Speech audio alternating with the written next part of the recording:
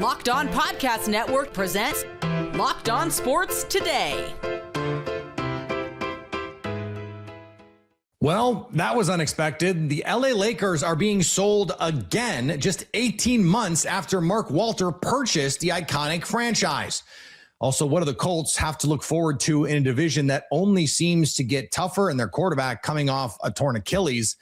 Plus, the Brewers can't afford many more series like the ones they just had if they want to hold on to their NL Central lead. After decades of family ownership, the Lakers will change ownership yet again. I'm Peter Bukowski, starting your day with the can't-miss stories and biggest debates in sports. You're Locked On Sports Today. Searching all major sports. Found. Let's start with the biggest story. This for the second time in less than a year and a half, with news breaking Wednesday that Mark Walter will be selling the team to a group led by venture capitalist Josh Kushner and former Disney head Bob Iger. Locked On Lakers host Brian and Andy Kamenetsky reacted to the news with one specific question they keep coming back to. Why now? $12.5 billion. $12.5 billion American dollars is the sale valuation there. It's just Walter selling his portion of his share of the Lakers franchise. Again, a valuation of $12.5 billion, which amounts to a $2.5 billion profit in terms of the valuation in about a year of ownership. So tidy, I think, would be the characterization of that profit. I mean, there's going to be a lot of different ways that this is going to be talked about. Certainly, it is one hell of a profit to make in short ownership. There's a lot of different ramifications from that.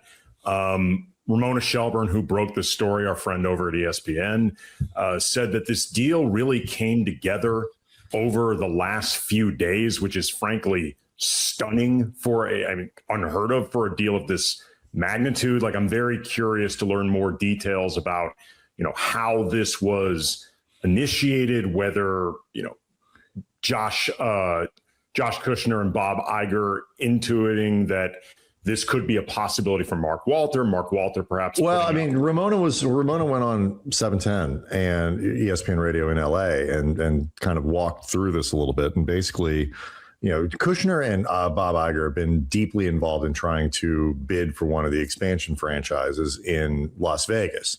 And as Ramona described it, they saw the price for that when you take into consideration, franchise fees and expand all the just going up and up and up and up and up and up. And they decided to take a run at the Lakers instead. So, but I mean more just the idea that Walter would even be open to this, and obviously you can make a really aggressive offer, but there has to be a reason that you think it would be possible. And whether that has to do with Mark Walter's businesses being under federal investigation or health issues. He reportedly suffered a stroke, I believe, within the last year or so. It was a little longer than that, but yes. Right. Whether a combination of those things, other impetuses, whether they just figured out if we put out a Godfather offer. Right. The other alternative there is it's $2.5 billion. Sure. But, Mark Walter, while $2.5 billion is a lot of money, Mark Walter has many ways to make $2.5 billion.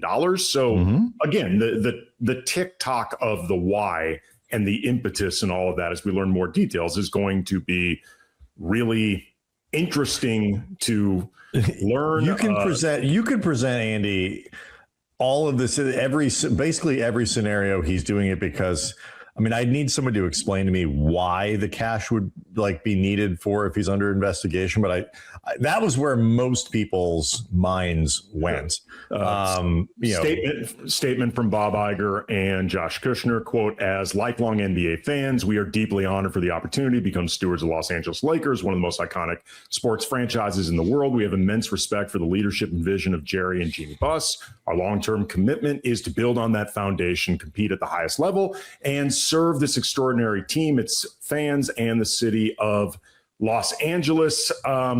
Should be noted, too, that both Kushner and Iger have experience with sports ownership. Kushner is actually a current Miami Heat minority owner of right. He'll obviously have to sell those shares. Bob Iger has been involved with professional soccer, but Bob Iger and his wife are the majority owners of Angel City FC. Right. But neither of them have, I think, what is considered as extensive a track record as Mark Walter's group, much less with an organization like the Lakers or the Dodgers. Dodgerification of the Lakers era, we hardly knew ye. Yeah, it's, so there's really two parts of this story. There's the why is Mark Walter selling? And again, I could believe just about every scenario from it's directly related to the federal investigation. There are some more politically based conspiracy theories out there that we don't necessarily need to get into, but I could believe some of those. First, I'll finish my thought. You can get into it if you want, but I could believe that it's related to his health. I could believe that it's related to just maybe, you get into the NBA ownership thing. You don't like it. You're finding you don't like it as much as you like owning the baseball team. I could certainly believe, ultimately you're a businessman and two people come to you and say, we can turn this thing that you bought for 10 million into 10 billion into 12.5 billion. Are you interested? And just saying, actually, I am. I could believe all of those things and any combination of those things, and am simply going to reserve judgment on the why, because and we'll get into this, I'm sure, for the next segment, but for our purposes, it's the much more relevant thing is what happens now. Stay up to date all year on the LA Lakers by subscribing to Locked On Lakers on YouTube or your favorite podcast app. You're Locked On Sports today. Coming up, the Colts are trying to find something to feel good about. Before we get to that, the Browns have named a starting quarterback for the preseason opener. Baseball fans, if you think you know who's going to hit a home run, FanDuel is giving you the chance to call your shot with daily dingers. It's easy to play. Just make your free pick for who you think will hit a home run in their game.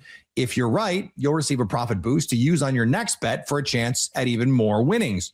Best of all, you can make a free pick every day throughout the Major League Baseball season. Daily Dingers is another fun way to stay engaged with every day's games, whether you're following your favorite team or keeping an eye on matchups across the league. Every game has someone capable of going deep. Now you get the chance to make your prediction before first pitch. You get to back the player you think is ready to go deep that day. So are you ready to play your game today? Join all the action at FanDuel.com. That's FanDuel.com to play Daily Dingers and make your free pick on who's hitting a homer. Play ball and swing for the fences on FanDuel, an official partner of Major League Baseball. Deshaun Watson will get the starting nod for the Browns in their preseason opener against the Bears on Saturday, but the announcement doesn't give Locked On Browns host Spencer German any hope for the future of the offense. And why would it? At some point, you need to see the offense come back around and be able to kind of hold their own against the defense. It felt like that was happening a little bit on Saturday, which was, again, one of the most competitive practices that I've ever seen, probably the most competitive practice that I've ever seen while I've been covering this football team for the last 3 to 4 years. So in understanding that, I thought that they had finally turned that corner. I thought they were finally getting to a place where you were going to see them start to be a little bit more competitive. But I thought the last 2 days, Monday and Tuesday, they reverted back to, all right, there's some good moments, there's some bad moments. It's just kind of ho-hum, whatever. They're not really able to move the ball all that effectively, and the scoring and the touchdowns are few and far between. The Cubs offense went boom in an easy win over the Nationals. The Chicago Cubs get the win 12-6 over the Washington Nationals, and have a day, Alex Bregman. Joe George from Locked On Cubs postcast, a career high in home runs in a game. Not surprised, that's a career high. 3 from Alex Bregman. 7 RBIs in this game, also a career high. Since the series before the All-Star break, Alex Bregman, it was very clear, was starting to warm up. The question was, coming out of the break, is would it continue and what would it look like? And he's been incredible. It's Alex Bregman, it's Nico Horner, it's PCA, and the pitching that has put the Cubs in this position to actually chase down the Milwaukee Brewers. They're 3 games back as of this moment. They can chase it down. They can chase down the 1 seed in the National League. But Alex Bregman comes through 3 times, in this game, and they needed it. In the bottom of the fifth inning, the Nationals tied the game up 4-4. And the Cubs lineup, besides Alex Bregman, have been pretty anemic at that point. And then in the top of the sixth, Dansby Swanson starts the party off with an RBI double that makes it 5-4. Seiya Suzuki with the big-time clutch hit, a 2 RBI single that makes it 7-4. Bregman hit his second home run of the game in the sixth inning that made it 9-4. Got his other one in the top of the eighth after Dansby Swanson, who had a fantastic game in this one as well, that made it 12-5. So big game, Alex Bregman. We can dream a little bit, Cubs fans, because they're in the hunt. And the Warriors are still expecting Stephen Curry to finish his career in the Bay. General manager Mike Dunleavy says Curry has given the team no indication that he wants to leave Golden State, even with the 37-year-old entering the final year of his contract and becoming eligible later this month for a 2-year extension worth nearly $137 million. Dunleavy acknowledged that Curry has earned the right to make whatever decision he wants, but said 2 things have remained consistent. Steph still wants to win, and he still wants to retire a Warrior. After 17 seasons, 4 championships, an entire era built around him, Golden State is betting that part of the story does not change. For most of last season, the Indianapolis Colts were one of the stories in the NFL. The offense was unstoppable. Daniel Jones was this incredible story of a quarterback who was discarded and then brought into Indianapolis, revitalizing his career, and then injuries happened. And a major injury in the case of Daniel Jones, but he's back. The Colts, I think, being slept on a little bit here. So we brought in my pal Jake Arthur from Locked On Colts.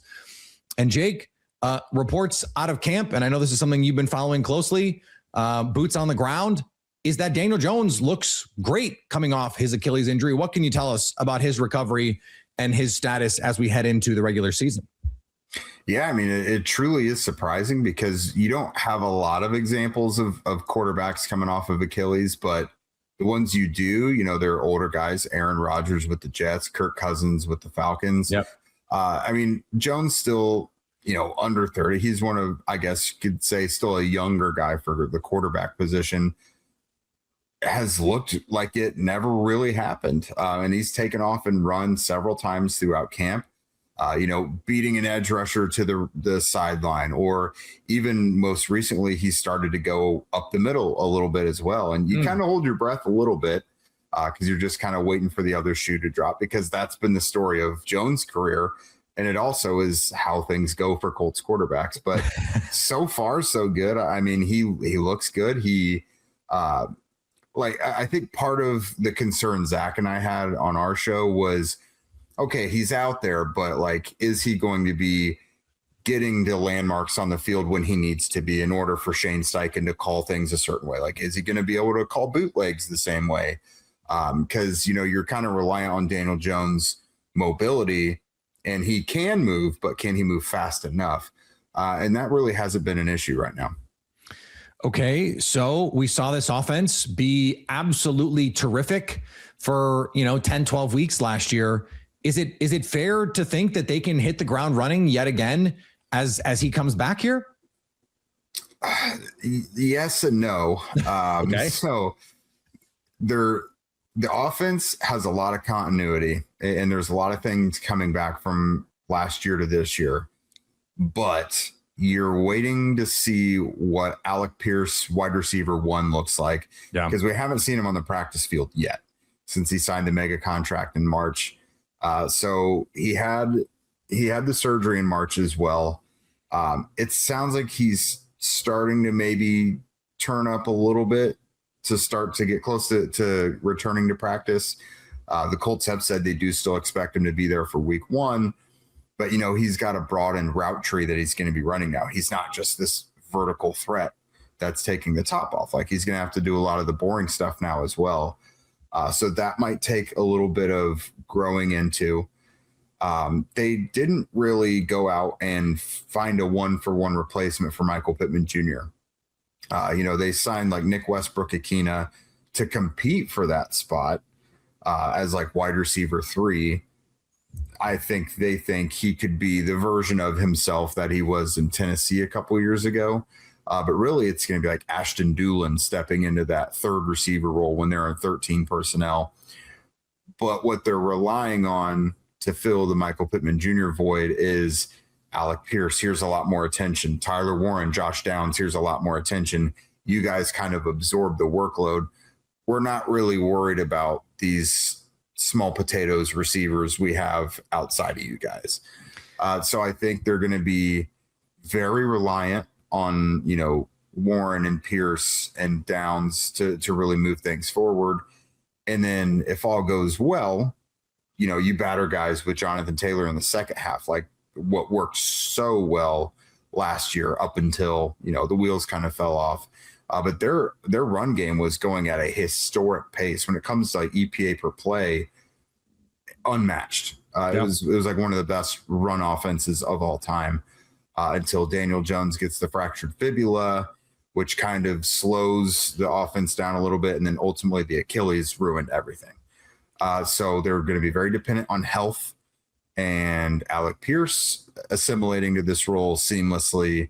And then Josh Downs and Tyler Warren kind of picking up, even more than what they were dealing with last year. Stay up to date all year on the Indianapolis Colts by subscribing to Locked On Colts on your favorite podcast app. Coming up, the Brewers may have some serious questions to answer after getting swept by the Padres. The Brewers let another late lead slip away in San Diego, falling 4-3 to the Padres in a frustrating walk-off loss that finished off a tough series sweep. Locked On Brewers podcast host Brandon Snide broke down why another heartbreaking finish raises real questions as the Brewers try to steady themselves down the stretch. I don't remember a time where I've seen this team play like this and as bad as they have in all three phases, on the pitching side, on the defensive side, and the offensive side, heck, on the managerial side. It is a really bad slump right now for this Milwaukee Brewers team. So we'll discuss all of that. Let's get into the scoring summary in this one. A 4-3 Brewers lost their third straight. They've now lost 4 out of their last 6. The Cubs continue to win. They're winning right now. The Brewers likely to end the day with only a 3-game lead in the National League Central, with 4 set to go out there in LA. So that's great.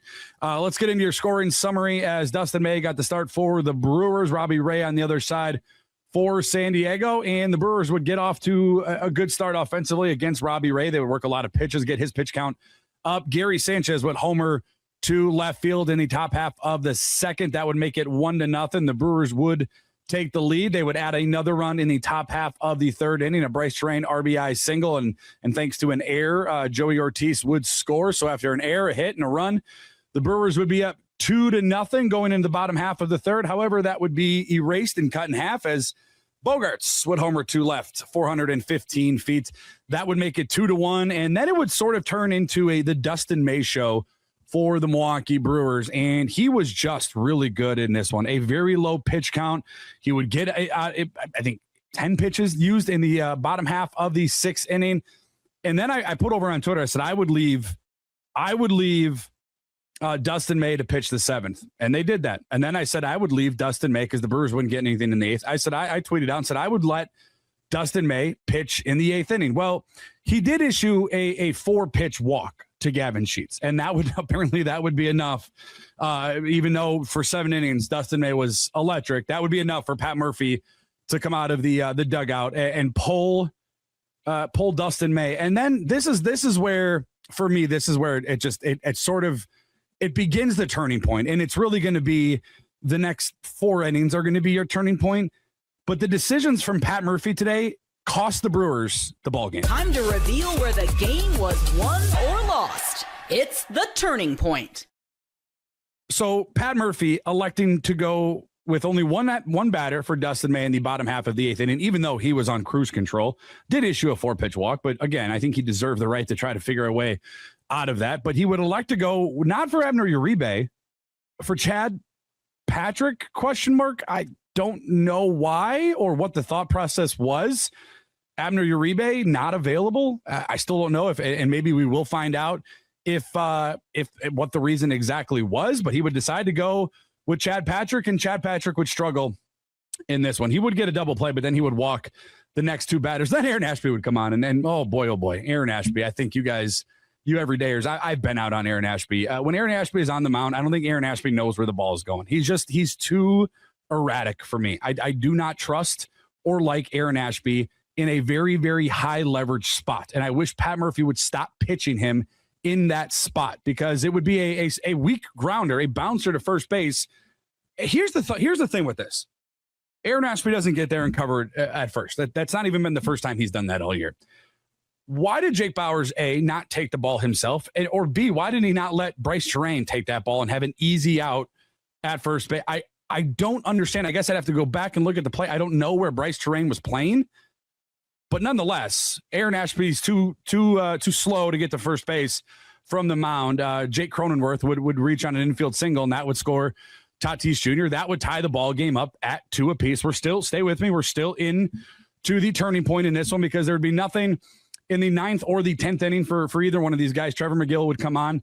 Morejon would come on for the Padres. You got Mason Miller in the top half of the 9th inning who struggled with command. But then the top half of the 11th, we're still in turning points, so stay with me.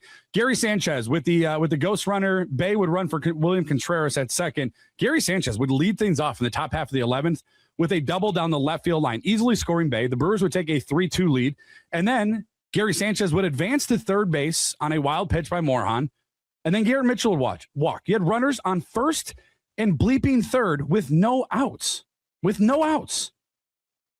And you couldn't get another run.